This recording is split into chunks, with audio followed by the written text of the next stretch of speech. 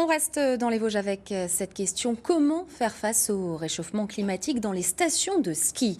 Baisse de l'enneigement, hausse des températures, un enjeu auquel sont confrontés depuis quelques années maintenant les stations du massif vosgien.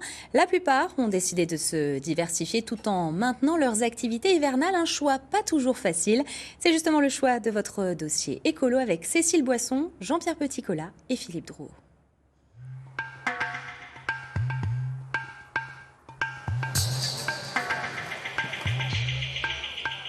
Aujourd'hui, la neige est bien là, mais qu'en sera-t-il d'ici 30 ans alors que les climatologues prévoient une baisse du manteau neigeux? Que feront les touristes ici à Gérardmer? Peut-être bien du Swingcar, cet engin électrique tout-terrain qui permet de gravir la montagne en toute saison. En tout cas, dans les stations, personne ne va rester les bras croisés. Avec de la neige à Noël, la saison a bien démarré sur le massif des Vosges. Les touristes sont présents, mais le seront-ils toujours quand les épisodes neigeux seront plus rares? Comment faire évoluer un modèle qui perdure depuis des décennies?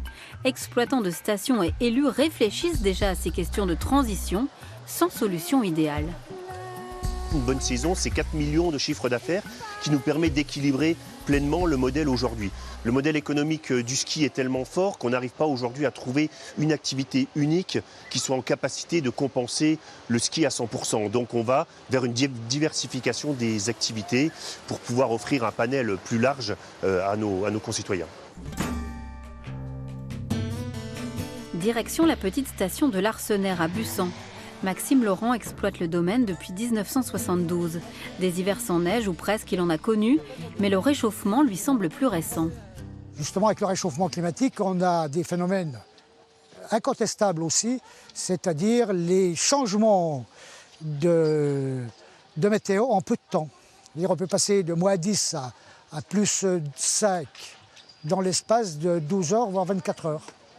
Donc c'est ça qui risque de nous créer problème, je pense, dans les Vosges. L'exploitant vosgien reste optimiste pour l'avenir. Sa clientèle est moins exigeante que dans les grosses stations et ses prix sont attractifs. Il ne pense pas que les touristes déserteront le massif si la neige disparaît. Pour nous, le problème ne se pose pas trop, parce qu'on a une clientèle renouvelable. C'est beaucoup de débutants. Donc c'est des gens qui ont envie de découvrir. Donc découvrir, même s'il n'y a pas beaucoup, ils viendront quand même. Mais ce qu'il leur faut, c'est de la neige. Et s'il n'y en a pas? Et s'il n'y en a pas, on a des activités estivales, donc on peut remettre en place les activités qui ont lieu l'été. Des activités dites 4 saisons, ce que font déjà les stations vosgiennes, mais le phénomène devra s'amplifier.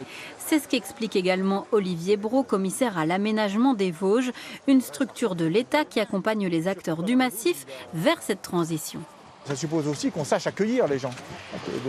Le client, quelles que soient ses attentes, qu'il ait envie de faire du sport, qu'il ait envie tout simplement de se ressourcer, qu'il ait envie de profiter des atouts culturels, qu'il trouve une solution qui soit accompagnée. Et puis ça suppose également qu'on ait un hébergement qui réponde également à cette demande. Se réinventer, d'autres stations de ski françaises du sud de la France l'ont fait. Dans les Vosges, on se veut optimiste car la montagne, avec ou sans neige, n'a jamais autant attiré un public en mal de grand air.